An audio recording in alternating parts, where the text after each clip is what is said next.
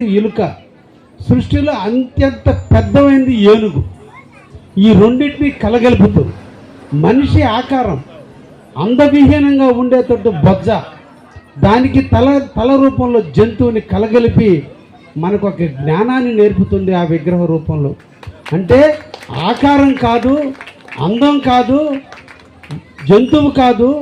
మనిషి కాదు, లేదంటే ఈరోజు గడ్డితో మనం గరికితో ఆయన పూజిస్తున్నాం. అంటే మన సృష్టిలో ఉండేటువంటి జీవరాశులన్నీ కూడా ఒకటి తల్లి గర్భం నుంచి వస్తున్నాయి, రెండు గుడ్డు నుంచి వస్తున్నాయి, మూడు భూమి నుంచి ఉద్భవిస్తున్నాయి, నాలుగు శరీరం నుంచి వస్తున్నాయి. వీటన్నిటిని కలగలిపి మనల్ని వినాయక చవితి నాడు ఆకులతో అలములతో జంతువు సగం మనిషి ఆకారంలో వినాయకుడిని పూజిస్తున్నామంటే ఈ సృష్టిలో అందరినీ పూజించండి అని, జంతువులను కూడా పూజించటం, పక్షులను కూడా పూజించటం, మనకు సంపద భూమి మీద పుట్టినటువంటి ప్రతి ఆకుని మనం పూజించటం, ప్రతి ఒక్క మనిషిని ఆరాధించడానికి నాంది పలికే గణేశుడు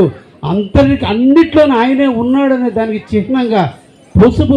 ముద్ద చేస్తేనే వినాయకుడిగా పూజిస్తున్నామంటే ప్రకృతిలో ఉన్నటువంటి అన్నీ కూడా అగ్ని కావచ్చు, వాయువు కావచ్చు, నీరు కావచ్చు, భూమి కావచ్చు,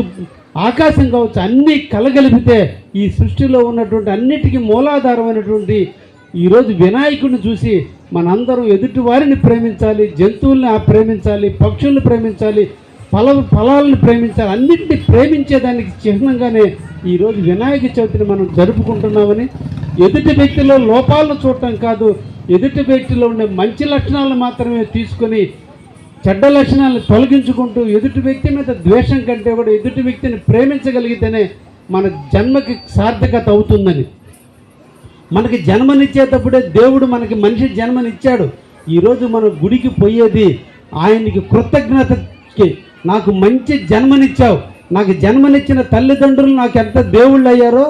జంతువుగానో, పక్షిగానో, చెట్టుగానో, కాకిగానో, కుక్కగానో పుట్టించకుండా మనిషి జన్మని మాకు అందించినందుకు కృతజ్ఞతగా ఎప్పుడు కూడా నీ కాళ్ళ దగ్గర కింకరుడుగా బతుకుతానని చెప్పి ఆ కాళ్ళ దగ్గర నమస్కరించడానికే మా జీవితానికి ఒక సార్థకతను ఇవ్వండి అని చెప్పి కపాల మోక్షానికి ప్రతిఫలంగా ఉన్నటువంటి కొబ్బరికాయను సగానికి నరికి నా జీవితానికి కూడా కపాల మోక్షాన్ని ప్రసాదించు స్వామి అని చెప్పి ఆయన కాళ్ళ దగ్గర మోకరిల్లి కొబ్బరి చెప్పులు పెట్టి శటగోపురాన్ని నెత్తిన పెట్టుకుంటున్నామంటే, దేవుడి యొక్క పాదాలని నెత్తిన పెట్టుకొని పూజిస్తున్నామంటే వీటంతటికీ ప్రధానమైనటువంటి మనలో ఎదుటి వ్యక్తిని ప్రేమించే మనస్తత్వాన్ని మనం అలవర్చుకోవాలని సందర్భంగా వినాయక చవితి నాడు ఈ సందర్భంగా మీకు అందరికీ